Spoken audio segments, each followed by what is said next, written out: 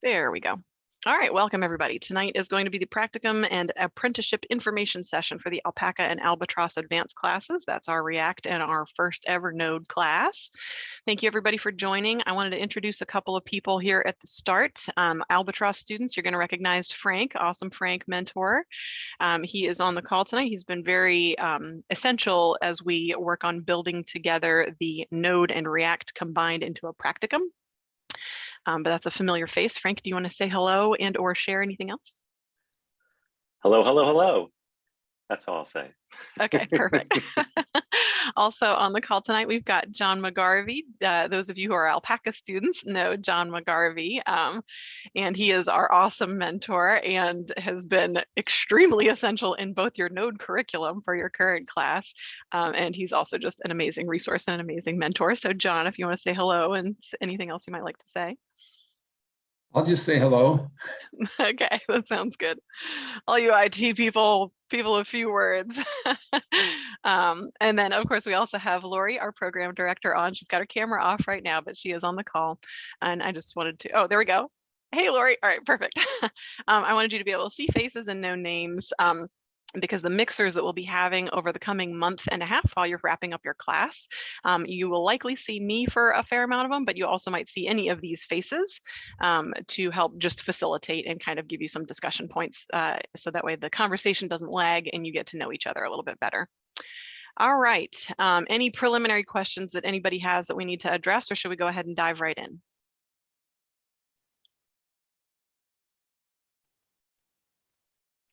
All right, let's go ahead and dive right in then. Okay, we already did the introduction so that way you could meet Frank and John and Lori. Practicum overview will be the first part that we do, where you just get to kind of see the structure, the goals, sort of what the purpose is of Practicum, briefly talk about like some of the tools and things that you start learning in Practicum and kind of give you an example of what it looks like. We do have some students on the call who have already been through a Practicum, but they were through one that was specific to their tech stack. So this is our first merged one, as I had mentioned before I started recording. So even if you've done Practicum before, this round might feel a little bit different if you decide that you want to participate in Practicum for this round of classes. We'll also dig a little bit deeper into Practicum overall and kind of talk about the workflow structure that you have, and you'll watch a short video about Agile, Scrum, and Sprint, which are terms that you might not know right now, but you will know after watching that video and after we kind of give you this quick overview of what Practicum's like. And then we'll have question and answer at the end. All right, so let's talk structure first. We'll have Node Express graduates, we'll have React graduates. So these are individuals that are in the class right now that will be finishing their final project on time or finishing it in time to be able to join Practicum at the start of it. And as I mentioned earlier, we'll be doing mixers since this is going to be combined, and then there are going to be 3 React students to 2 Node students in each group. So you'll be put into groups, you won't be put into, you all will determine your groups of 5 students. There should be 3 React students and 2 Node students among your group of 5 that you've decided on. That's the purpose of the mixers, so you can get to know each other and kind of figure out how you want to form your groups. Each individual group of 5 students will have its own mentor that can help in React or can help in Node. And we will have a backup mentor that can kind of float between the groups in case you have, in case your primary mentor is unavailable due to illness or is on vacation for a week of your practicum or anything like that, then we will have backups available for you. Questions about the structure so far?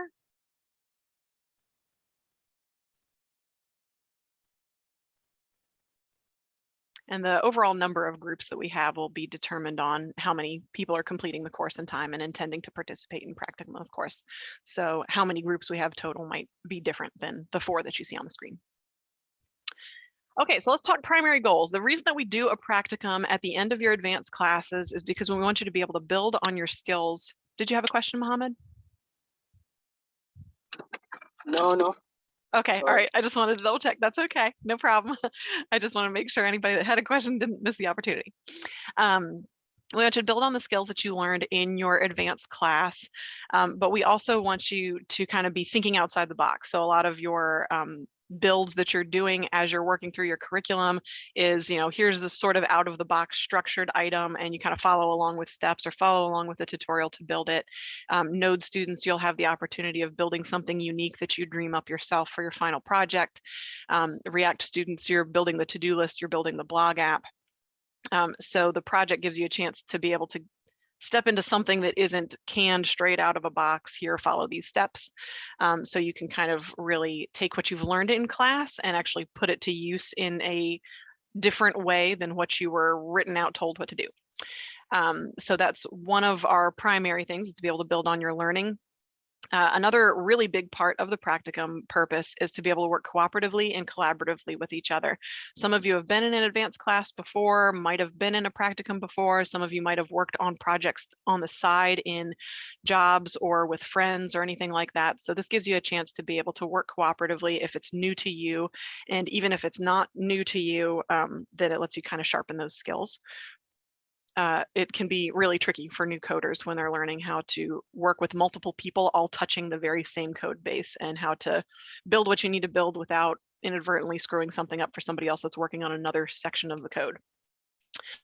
The workflow process when you're on a development team, Agile, Scrum, stand-ups, sprints, terms like that. You'll hear a lot of those buzzwords flying around, and really these are just concepts of ways to kind of organize your work and to all be on the same page of what you're focused on working, communicate with each other so that way you know where you're at in the process, because it could be person A's work is going to be dependent on person B completing their work first, or so on and so forth. So we want you to get comfortable with the workflow process and really strengthen any communication skills that you have. And just get comfortable with some of those project management devices that go along with it as well. So you'll use things called like Trello boards or GitHub projects or Kanbans. These are also probably new terms to some of you. And it's basically just a visual way of organizing the work that's being done across the team. You'll have a Practicum orientation before you actually start in Practicum, and that will give you more detailed visuals on like what GitHub projects looks like and how it works, what a Trello board is and how it works, that kind of information. And then the other big picture thing that we want you to accomplish throughout the Practicum is just learning how projects are managed from concept through build, through testing, through continuous integration, as far as like you kind of keep iterating through and looping back to be able to do bug fixes and feature add-ons and deployment. And then with your tools, seeing how merge conflicts and how code reviews happen are going to be helpful both from a workflow standpoint and from a tech skills standpoint. So we want you to be able to get comfortable with and touch on that. And then at the very end of Practicum, then your groups will demo your product. It's fine if it's not fully deployed and functional. It's fine if it still has a couple of bugs. It's fine if it's very minimal as far as what you have built, and maybe future iterations you want to add some extra features. That's totally okay. The demo is not, look at the year's worth of work you were able to condense into 8 weeks. It's more this is where we've gotten in the 8-week period.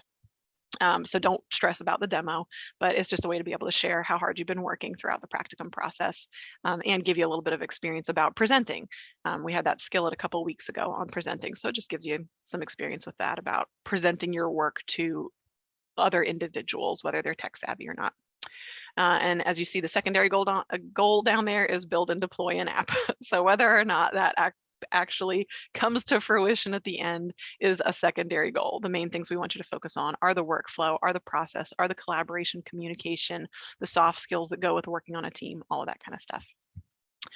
Lori, I was going to say, Lori, Frank, John, anybody that wants to jump in and add other info about this, please share. I'll just share it super quick and then leave it to people who are developers, which I am not. I will say that one of the things about the Practicum, it's everything Marielle said 100%. We want you to learn to work collaboratively, learn to get through those merge conflicts. And yes, the deploying the app is secondary. However, of course, it's great if you can. And one of the things that's going to help you be able to achieve all your goals, including possibly deploying an app, is really picking the scope or scoping out your project carefully. And I'm not sure how much we talk about that in this session, Mary Alice, but I did just want to mention that it's good to start thinking about now that you really want to have a very narrow scope. So basically it's better to be able to complete an entire app that is super, super simple, but looks good, does the things you want it to do, rather than bite off a whole big project that has amazing aspirations, but you're not able to get through it all. So there's probably, some of the mentors can probably talk us through that a little bit, and Mary Alice too, but I just wanted to throw that in there, that as you're starting to think about things, just remember, really narrow is perfectly okay. That's all. Yeah, simple is always better. Having your, minimum viable product, just a login page and minimal functionality is totally fine.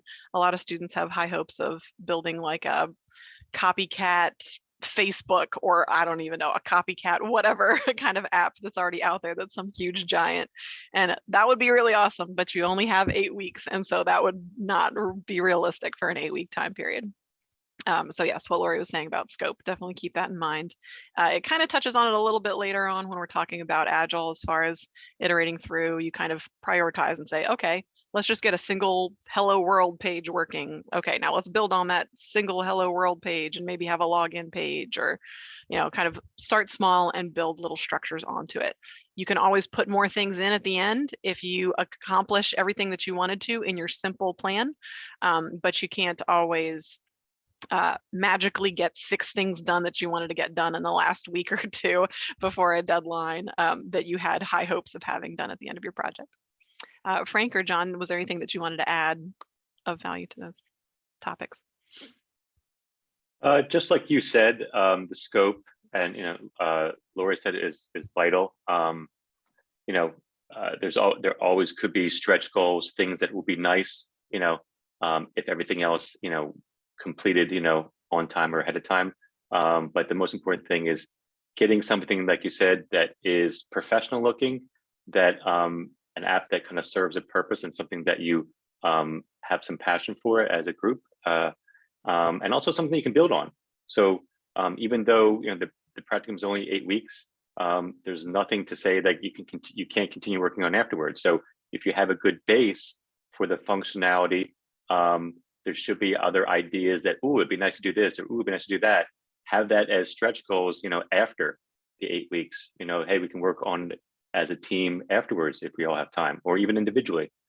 So being able to kind of continue to work on it could something else that you can plan on down the road as well. Yeah, the only thing I have to add is a big focus on team dynamics. You want to have, employers value a certain kind of soft skill, which is the ability to work together and maintain good morale and good relations with your team members. So try to focus on that. Awesome. Thank you, John. Thank you, Frank. Thank you, Lori. Very valuable advice, both in the practicum and after. All right. Any questions at this point, or should I go ahead and keep on moving?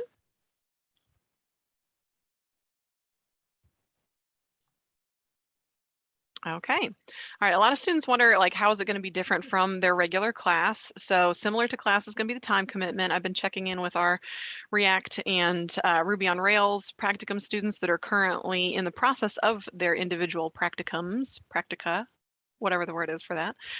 And they said that for most of them, it is comparable as far as the amount of time that you're putting into your classwork. That's how much time you should expect to be putting in towards your practicum project. But in a lot of other ways, it is going to be very different from your class.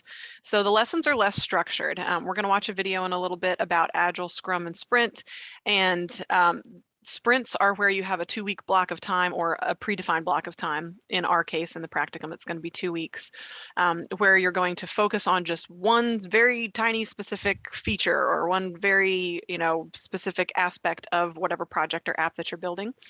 And so over that 2-week time, you'll be doing different tasks to kind of implement and build that structure, but it's not going to be the same kind of definition that your lesson materials and your coding assignments in class have.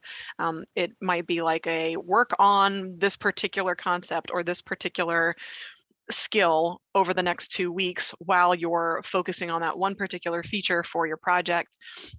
And because the projects can vary, you know, maybe somebody's building a fitness app, somebody's building a music app, you know, those are handling different data sets. And so they might need different things. So we can't have a curriculum that's do X, Y, Z, because that particular item might be applicable for one project and not the other. So you're going to have less structure. You will have to be utilizing resources a bit more, and you'll be doing a little bit more research as far as, is this something that we want to implement, as far as like a third party library, or any kind of other like bootstrap type structures or styling structures, or features within your frameworks that you may need or not need to utilize in your case. So you'll be doing a little bit more research, less defined structure to your sprint lessons. You'll still have objectives as far as things that we want you to be working on and building on throughout the process. And there'll be things that you'll be doing on your own. So you will have sort of that, here's my block of code, or here's my task that I'm working on. Somebody else is working on something different, but you will be coming together as a team to be able to build on those structures and make sure that you're communicating as well. The schedule will probably be a little bit more like a regular schedule to be able to mimic a real world work situation. Obviously, a lot of you still have daytime jobs in other careers, or just daytime jobs in general that are what are creating your livelihood. So you can still do evenings like we've been doing with a lot of mentor sessions. It's going to be up to your team to decide what time works best for you to be able to meet regularly for sprints and any other kind of like stand-up type meetings, to be able to communicate what you need to amongst yourselves with where your progress is at and where you're going over the next week or two with your tasks. And you'll be collaborating a heck of a lot more. So you might not have had much, if any, collaboration with each other up to this point, depending on how outgoing you are in your mentor sessions, and or if you've been sticking to just one-on-one mentor sessions versus group sessions. So collaboration is going to be key to be able to communicate and make sure that you're all on the same page for your project. Questions about ways that it might be the same or different from class for Practicum? I had a comment. So as far as like the number of hours, I think it'll be, close to, the advanced courses that you've been taking, plus or minus, however. But I think, so with your advanced courses, it's a certain percentage of like studying, reading, and then coding what you study and read, each week. Obviously, it's going to be a new topic. So with the Practicum, it'll be different, where it'll be split between scheduling, communicating, researching, and then coding, and then also meeting. So the time you spent learning will probably be replaced with a lot of times of just meeting, organizing, scheduling with the other members of your team. And that could kind of, grow more than you think. You could, obviously have scheduled, 1, 2, 3 meetings a week.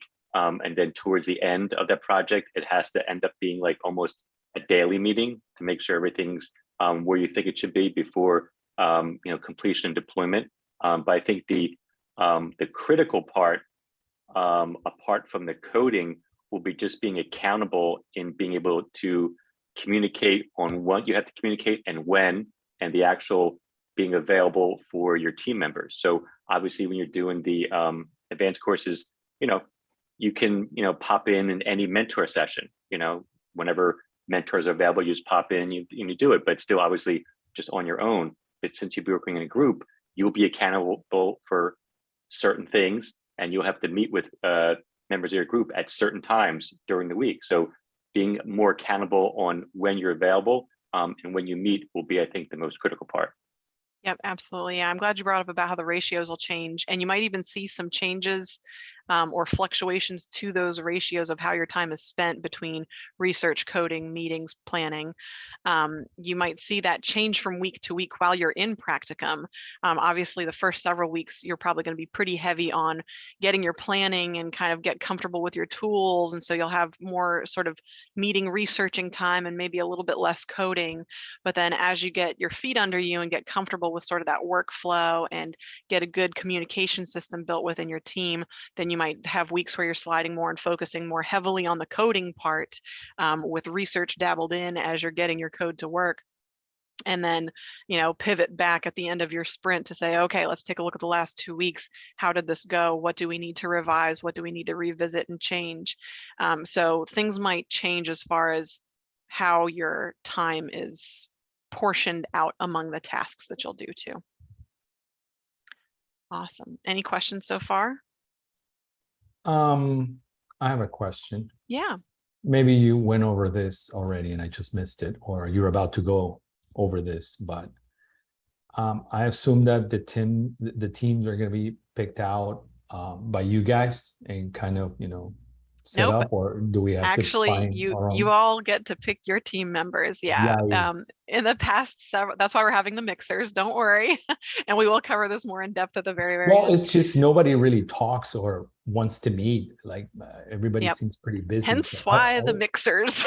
right. So I was actually Yeah. hoping that you guys did that, but Now, we found in earlier iterations of the practicum that when we had assigned groups, fine, people could meet timing wise, but maybe they weren't interested in the same things, or you had a team where a lot of people were really interested in doing the testing aspect of building an app, but nobody was interested in the design. So then their project kind of right. hurt from that aspect because they didn't have somebody that was willing to kind of come forward and take the reins with wireframing and setting up sort of what the user sees and interacts with. So You guys know better than I do. So yeah, yeah. let's do that. Exactly. Yeah. So we're going to give fun opportunities for you to get to know each other and kind of talk about what it is you've been working on and what you've been learning in class, so you can kind of feel out each other's strengths and weaknesses, talk openly about where you feel your skills are, where your interests are, so you can kind of come together and decide, okay, I like talking to this person, I like working with this person, it's interesting to me that their aspects of things, and so you can kind of decide about your teams.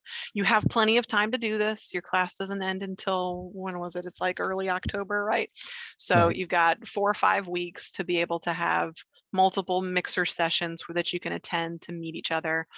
For folks that can't meet the times and days that we'll talk about at the end, then we'll be able to make arrangements as far as getting you connected with groups that are starting to form but don't have all their members, that kind of a thing. So that way everybody can find a good place and a good team. And last question. Yeah. How big or how small can these groups be? Yeah, 5 is the ideal. So we're looking Okay. for 3 React students to 2 Node students is really the ratio that we want. We account for that so that if there is any kind of like illness, somebody gets hired onto a job mid practicum and they don't have time to commit towards it anymore, any kind of bumps in the road that we might hit, then there are still other developers that are knowledgeable enough to be able to continue the project going for the remaining Yeah, you time. did mention that in the beginning. Yeah. Yeah. All right. Great. Thanks. Perfect. Thanks, Rixia. Okay, so class tools, you'll have a website as your sort of home base that outlines your sprint planning as far as what your sort of curriculum is like. So a website structure similar to what you've got in your courses right now is something that you'll have as sort of your main reference source, and we'll have links in there to development documentation, good blog articles about like ideas that for good projects for beginners, things like that. There's going to be a lot of content in there that will help guide you without giving you the explicit instructions that you might already be getting in your lesson materials and in your coding assignments. But it'll give you a good basis and a good framework to know what is expected of you for a sprint period and what you should be focusing on and working on at that point in time. Page is still under construction. It will be built before the end of your class. As soon as I have it built and published, I'm hoping that it'll be 2 weeks before your class ends. I'll have everything ready and up, and I will share that link in your class channels. So that way you can go ahead and take a look and preview that at your leisure and get yourself just familiar with where it is and start looking over some of the materials if you want to. Student resources website is always there. It's got your Git cheat sheets and dev docs, links, and tutorials and guides and all kinds of good stuff. So you can always use student resources. GitHub is where the project will be housed. Code the Dream School repository, like a GitHub account, will create these repositories to start with. And then similar to what you all have been doing in your coding assignments, you'll fork that repository down and then do working branches for your features and then push it back up to your main repository. Your mentor will have sort of admin control over that repository, so that way you don't have things getting merged that breaks other people's code in the process. But you all will be a part of that sort of merge conflict process. So that way, if you do see times when code is conflicting, then you'll be knowledgeable about, okay, this is what it looks like. This is how we work through this process. You'll obviously have Slack for channel collaboration. Each of your individual little groups of 5 will have its own Slack channel that just you all and Code the Dream admins are in case you need us for anything. And of course, your mentor and your backup mentors will be in on that too. And you can use whatever means is most convenient for you. So if y'all like Slack huddle feature and you want to do that, you can do that. We will have your Zoom class channel available for you all to have your meetings, just like you have mentor group sessions, but we will need to publish everybody's regular meeting schedule time. So that way group A won't be trying to meet at the same time as group C, and then they're getting confused because everybody from 2 different groups is all on one call together. We'll either give a host, if you all need to meet at those same times, we'll either give one of your mentors a host key, so that way they can split everybody into their breakout rooms, so you're just with your group, or you can reschedule, whatever is most comfortable with you. But you'll have tools in place that will not be any additional cost or any unfamiliarity because it's a new tool for Slack or Zoom for you to be able to do your meetings with. Some of you might be using new tools like Trello, Google Drive, Dropbox, Kanban boards, GitHub projects. So any sort of organizational tools might be new to you. And we know that that takes a little getting used to. Feel free to kind of look those over whenever you have time here or there. If you finish your assignments and homework and lesson materials early a week and you want to just kind of look over any information about those resources, you're welcome to. I'll try and pop some things up in your announcements channels periodically, so that way you can have links to tutorials or previews of some of the tools that you might need or want to use. So who all is involved in the practicum? Obviously, Code the Dream, we're the program, we are the program, basically. We set up your curriculum, we help arrange schedule, we confirm the groups that you all have put yourself into, make sure that you have 3 Reacts and 2 Node students in each group, help organize the structures like those Zoom channels, the Slack channels, and arrange mentorship for you all and assign your mentors to your groups, that kind of a thing. We provide you with any supplemental learning materials. There will be a number of supplemental learning materials that you'll look for and acquire on your own based on what your project need is.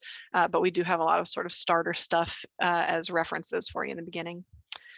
And then we design and assess the practicum. So we will be checking in just to get feedback from you. Is it going well? Is it going poorly? Is there anything that you need? That kind of stuff. And then at the end, then we determine based on students' progress throughout practicum and their performance in class, which ones seem ready for the apprenticeship or the next class, depending on what you want to do at the end of practicum. If there are some skills that you need to strengthen before we bring you on as an apprentice, then we'll talk to you about those as well too at the end of practicum to let you know where you need to focus on strengthening before you're ready for the next step, kind of a thing. Other people involved obviously are your mentors and backup mentors, just like Frank and John and all of the other awesome mentors that we have in your classes. They are volunteers that are volunteering their time to be able to help assist fledgling students in coding. And they should be attending your weekly meetings so that they know where your progress is at. And they'll be sort of the guiding light as far as it's up to you all to come up with your concept. It's up to you all to determine who's working on what aspects, but they're there to kind of keep you in check as far as if you're biting off more than you can chew, then they are the voice of experience to be able to say, let's scale that back, think smaller, think more specific, and really narrow it down to just a small piece that you want to build over the next 2 weeks, that kind of a thing. And of course, they're there for any kind of technical support. So if you're learning something new and you're working on your own and you hit a wall, then you can refer to them and get assistance on whatever you might be hitting blockers on. For you all, complete any of your assigned tasks within your group weekly or bi-weekly as the case may be. This is going to vary from group to group. If you aren't able to complete your task, make sure you're communicating that with your team. Maybe somebody finishes their tasks early and can help you with yours, or vice versa. Be a good communicator, communicate regularly.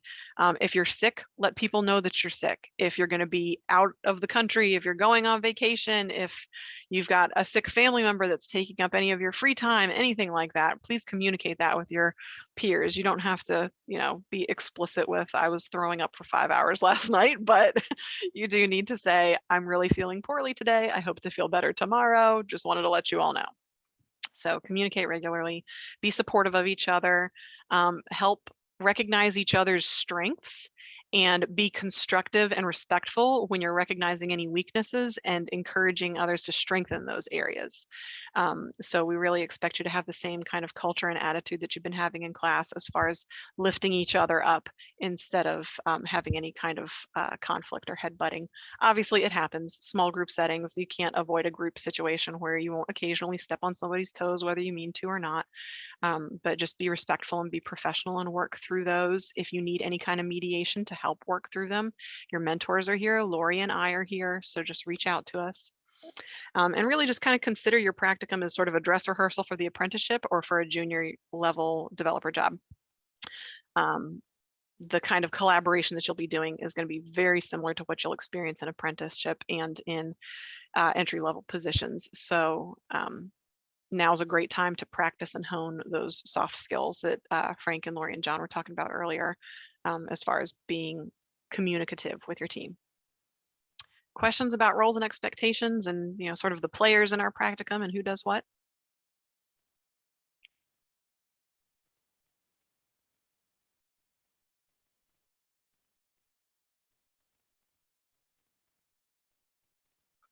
Okay, all right, well, let's talk a little bit more about sort of what the calendar looks like.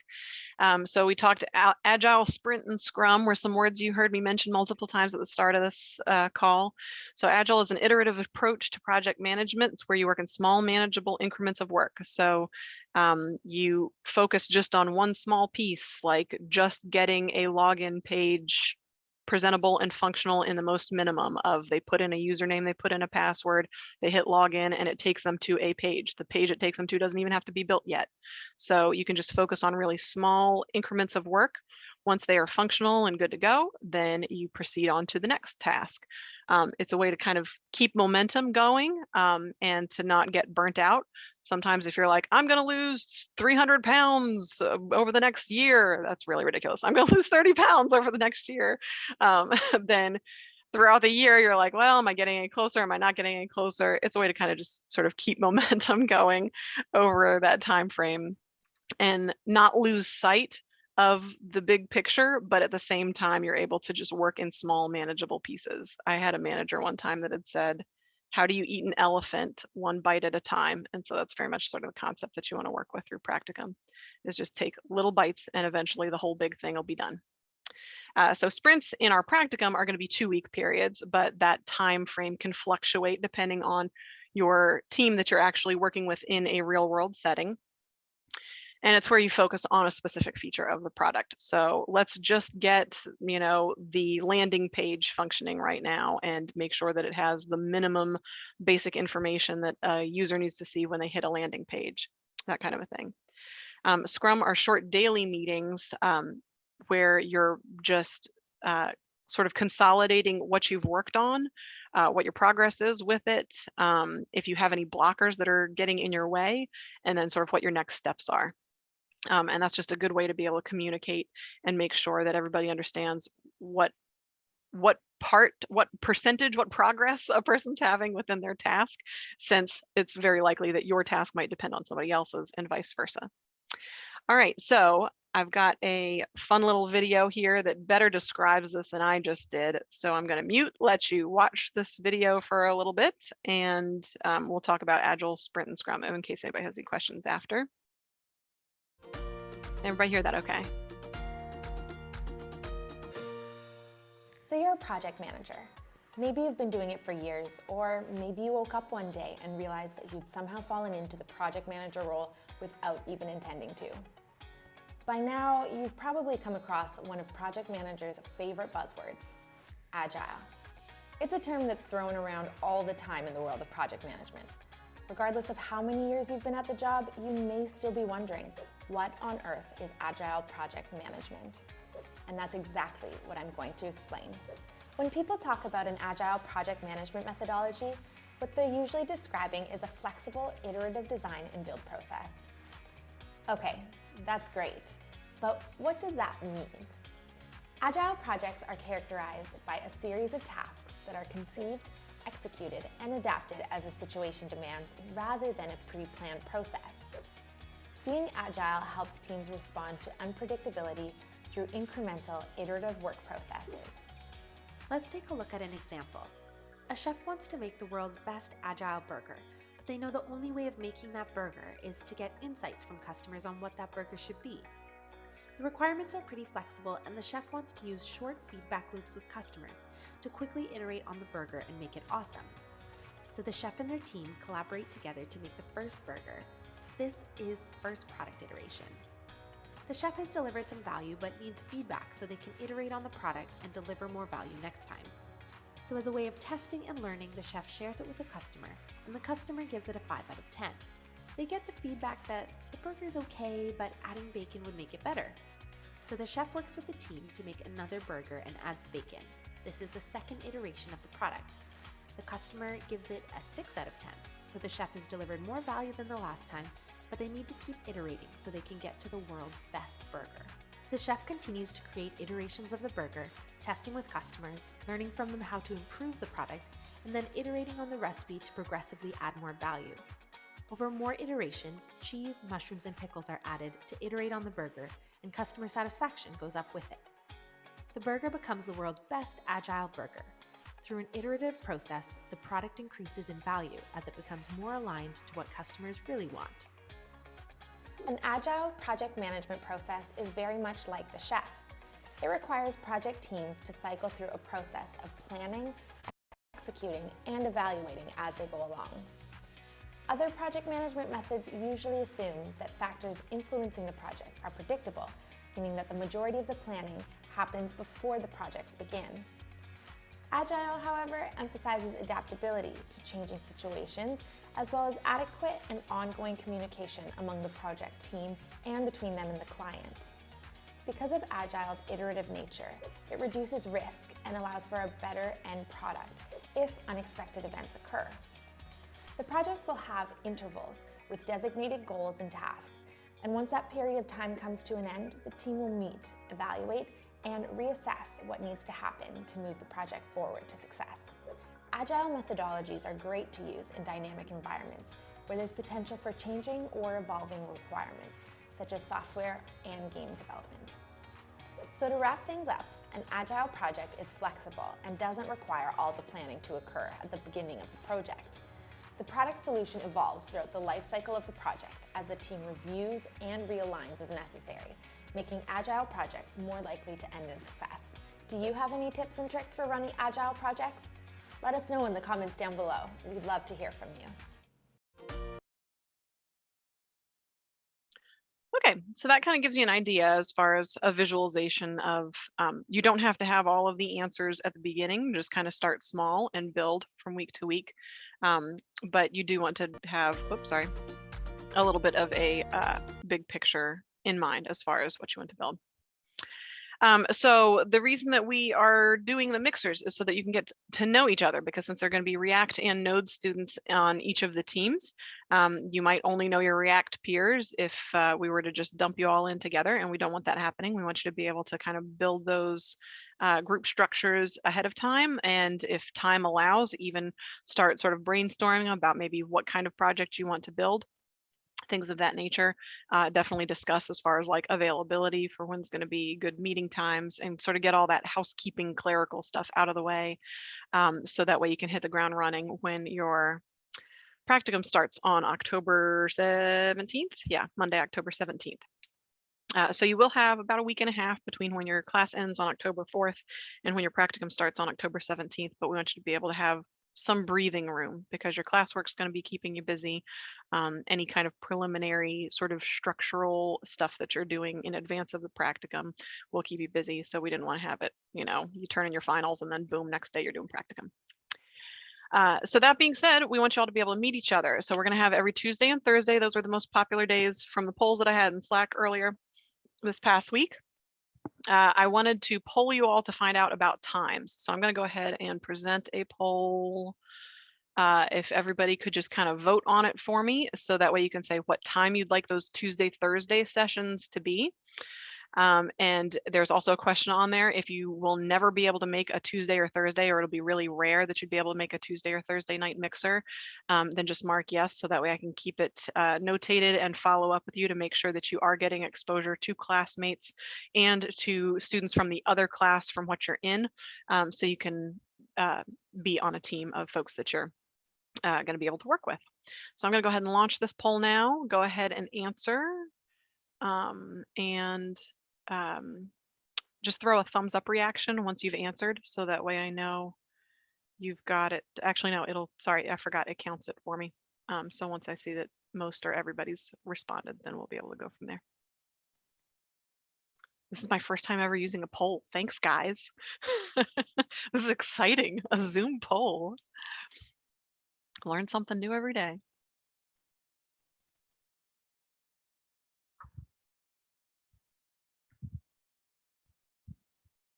Need to make my window bigger so I can see everybody's responses as they're rolling in.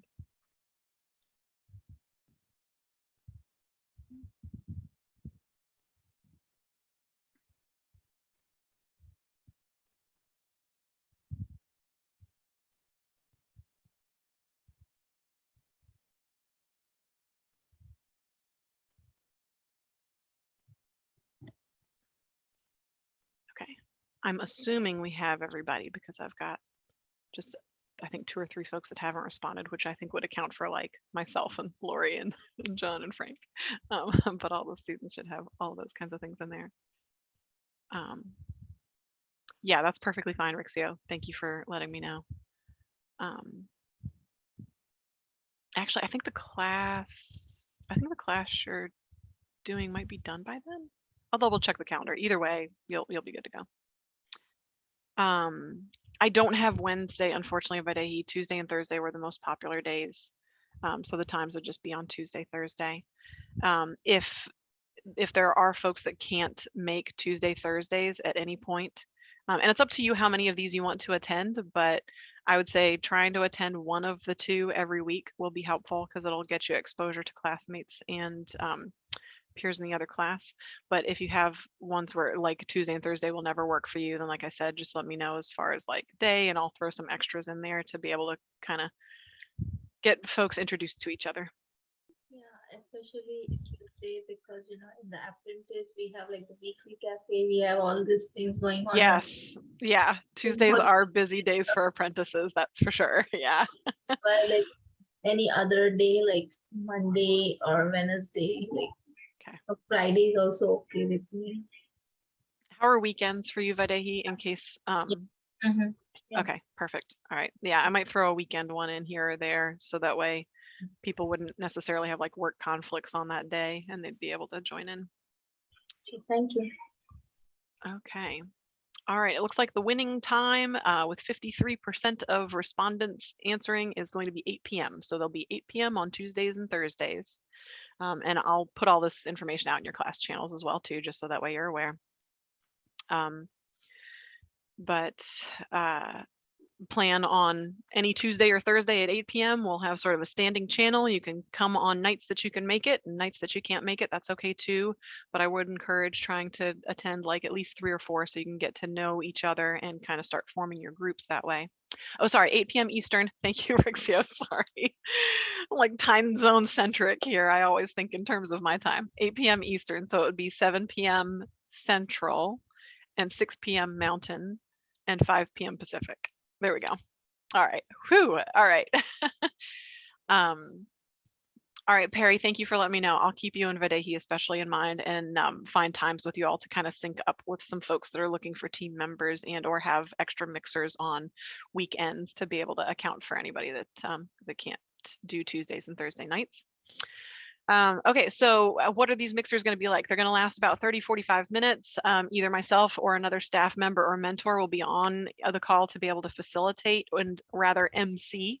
We want them to be fun. We want them to be able to get you all kind of interested in what you're doing, share what you're doing in class, talk about fun projects or interests or things like that so you can get to know one another. Depending on the number of people in attendance, we might do breakout rooms and kind of think speed dating, like do breakout rooms where we shuffle one person from room to room and then shuffle another person from room to room so you can get to meet each other. And then we'll have you, like I said, share what you're working on in class, and maybe how it relates to your plan for what you'd like to build in Practicum, and really kind of start talking about that sort of thing. We'll have a general topic of discussion that's not necessarily code related, but might be code adjacent or something, just so that way you can kind of get to know each other a little bit more, and work ethics and interests and that kind of good stuff. I will take requests, so if there's any songs you want to hear at the beginning or whenever we do any kind of fun activities to get conversation flowing, then feel free to put up any song requests in the Alpaca Albatross outlet channel, and I will try and honor that so we can queue up some music for you. That always makes things more fun. Okay, and that covers a lot of information for mixers. So what happens now, you'll meet each other in mixers. You can also talk to each other asynchronously in the Alpaca Albatross outlet. So feel free to use that to discuss, like, hey, I'm still looking for a group member, or I'm still trying to find a group to join with, and here are ideas that I think might be fun for Practicum, or here are skills I want to build, that kind of a thing. A few weeks before class ends, decide amongst yourselves who's working in the group together. You all will fill out a form during the last week of class that says, this is who's going to be in our group, and what time we're going to be meeting, that kind of information. You can start brainstorming app ideas. You don't necessarily have to do this with people you're intending to be in a group with. You can just make a little short list for yourself of, hey, I think it'd be really cool to build XYZ. Let me find other people who are interested in building something similar. And then you can preview your curriculum for Practicum once I've published it. And again, I'll put that in your class announcements channels when that's published, so you can take a look at that. All right, so we don't want to leave out apprenticeship, because I'm sure a lot of folks have questions about that as well. So what happens after Practicum? At the end of your current class, you complete the form about participating in Practicum. You'll do those group projects throughout that 8-week period with Practicum. And then at the end, you'll complete a self-evaluation form where you can let us know if you are interested in the apprenticeship, if you want to take another class, if you want to just go ahead and get out in the world and start job hunting, whatever you want to do. If you want to volunteer for an intro class or anything like that, you can, whatever your next steps are, you're welcome to share that information. We will ask at the end, like when you turn in your final project of your class on October 4th or by October 4th, if you're interested in Practicum and or apprenticeship, and you'll be able to rank them. So that way we know, yes, you do want to participate in Practicum, or, if you already have experience working on development teams, then and want to try and apply direct for apprenticeship, then you have that option if you want to. We really encourage you to go through Practicum so that way you can get those skills and kind of test out the water and see if apprenticeship is something that might be a good fit for you. And then the apprenticeship, it's a 1-year commitment. It's 40 hours a week. It's stipend paid, so you do get a paycheck each month. And it's only available to folks that are living on US soil. It doesn't matter what your residency status is, though. So whether you're here on green card or asylum or any other kind of like work permits or visas or anything, none of that matters. Just as long as you're physically on US property, then you're good to be an apprentice. Lori, is there anything you wanted to add or share about apprenticeship? Yeah, absolutely.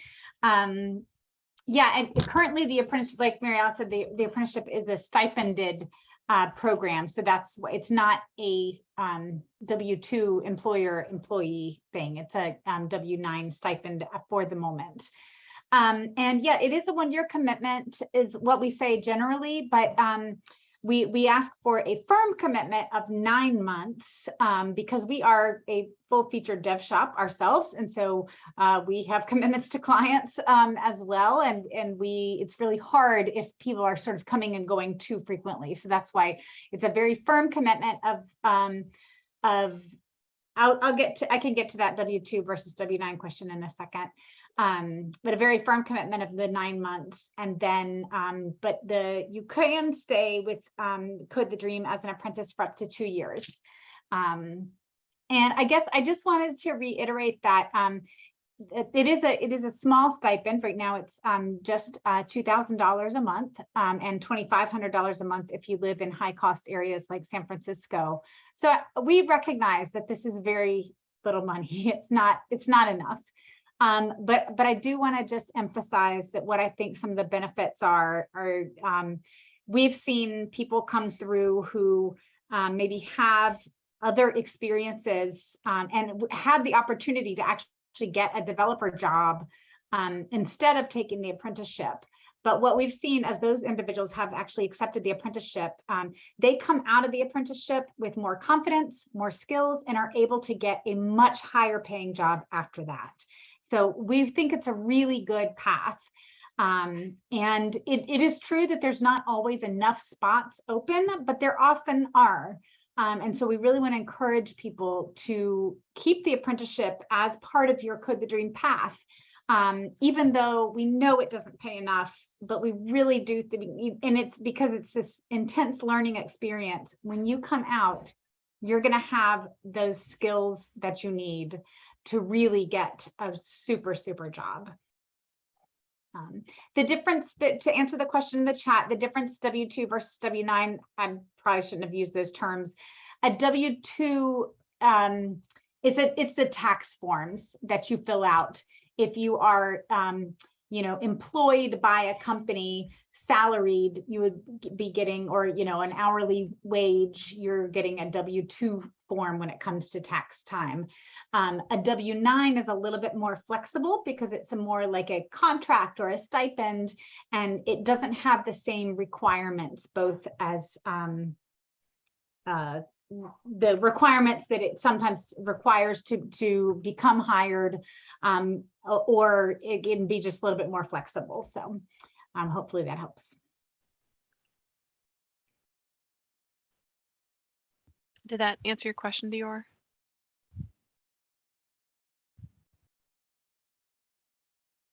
Okay, perfect. I just want to make sure I saw a thumbs up or somewhere. Awesome, great. Okay, questions and answers. Unmute, throw them up in the chat, whatever you might need. We are here to answer any questions about Practicum, about process of that, about what happens after Practicum, anything like that. Elena has a question in chat. Do we have to sign a contract for the apprenticeship? I don't think we have a contract currently in place, right, Lori? It's just the forms for being able to do direct deposit and payment and that kind of thing. Yes, I'm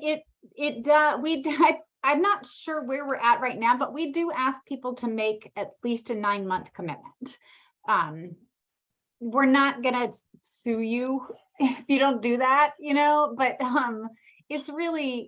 it's very hard on our program, on our clients, and on our other apprentices if people leave,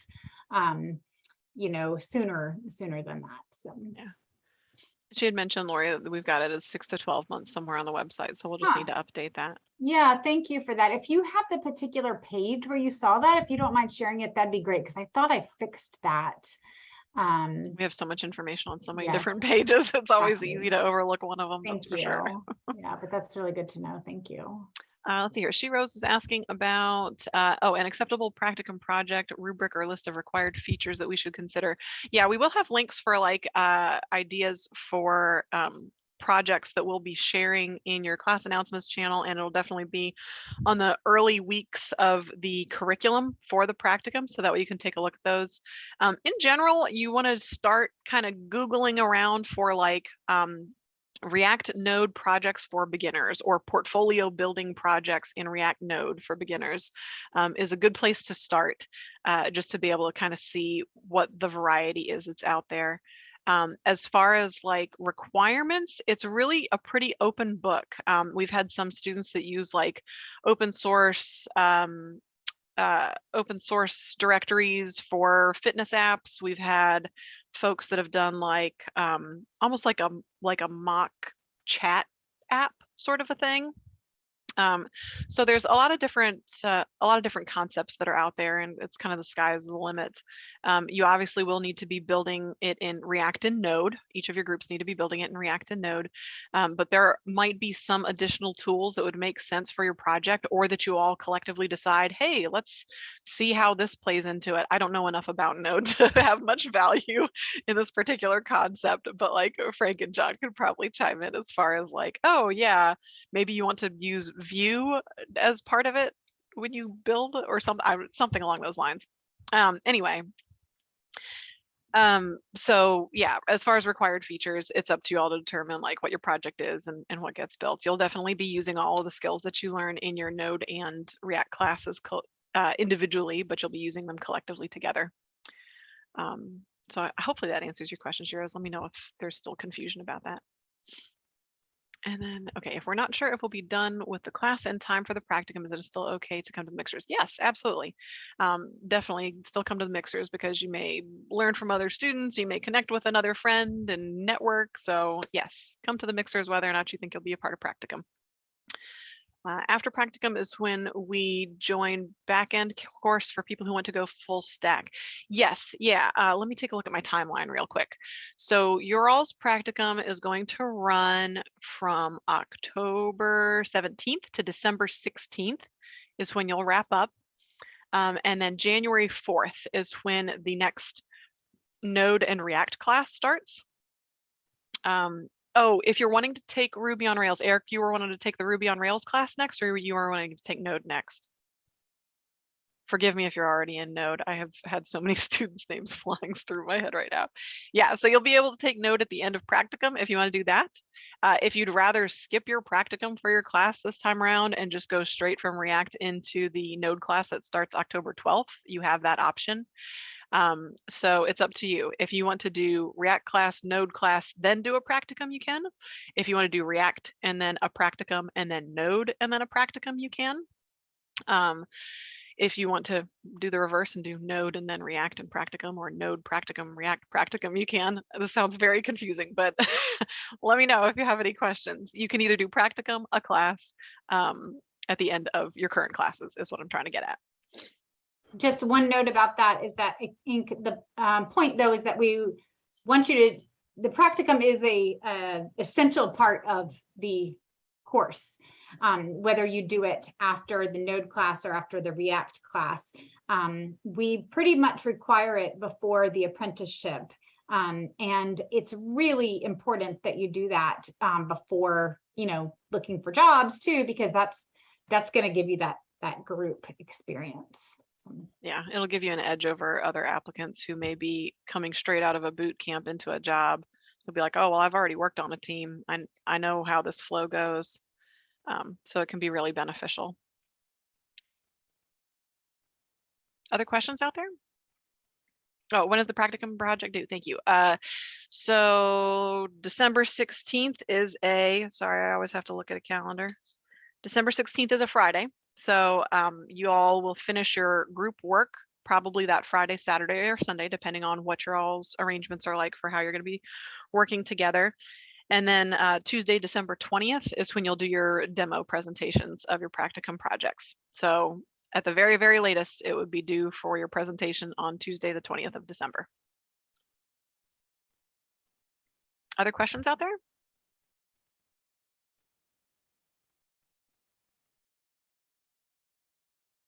Go ahead, John, fire away. Okay, so again, this is just, are the questions about how the Node and React parts will fit together. Each team will have Node and React students. And I'm wondering if it would be helpful if I kind of explain what our thinking is for the combo. We do have some, yes, please share that information in the chat, John. Well, the idea is that React is the front end where all the user interaction takes place, but the data resides in a database that's maintained on Node. And so you will make, from the React side, you will make API calls to get the data from Node. Anytime that will happen for logon, that will happen for any data that is part of your application. And so one of the things that the Node and React teams will have to agree on right at the start is, what does the data look like? So we can start building that. There's also some concern about how a React developer can build a user interface for data when the data isn't available. It's not yet, the APIs aren't yet available. And we'll have specific solutions for how you go about that.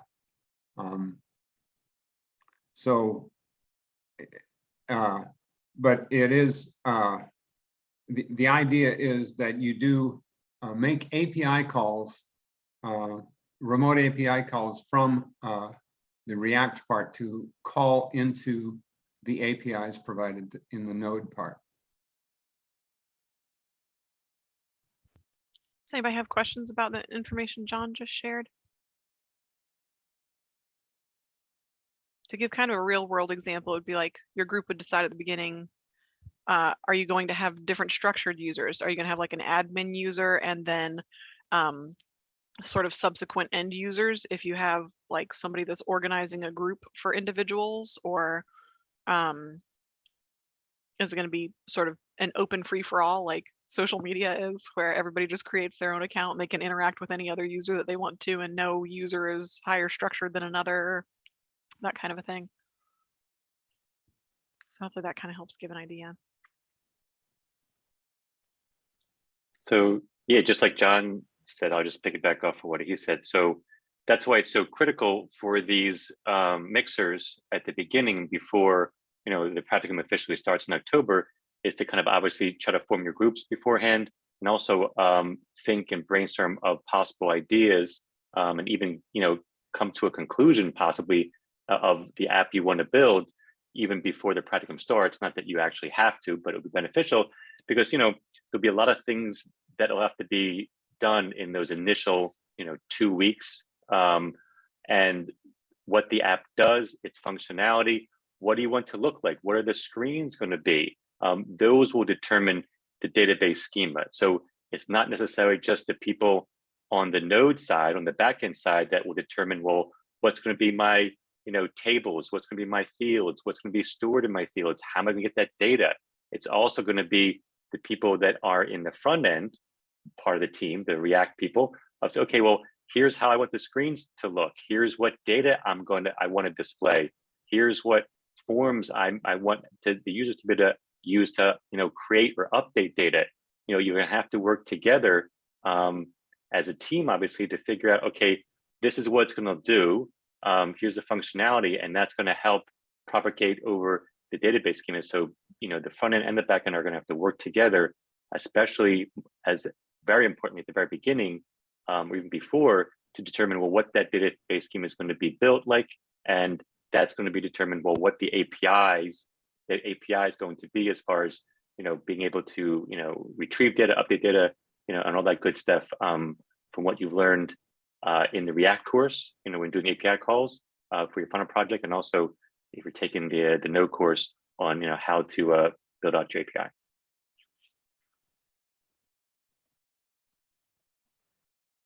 Awesome. Thank you, John and Frank. Any other questions out there? The recording is going to be shared. Somebody had asked in chat about whether or not the recording of tonight's meeting will be shared. Yes, I will be posting it in your announcements channels. I'll just say one final thing is that I hope folks aren't intimidated by everything they've heard about the practicum. It's really cool. It's a really neat experience. It's a great chance to work together with a small group.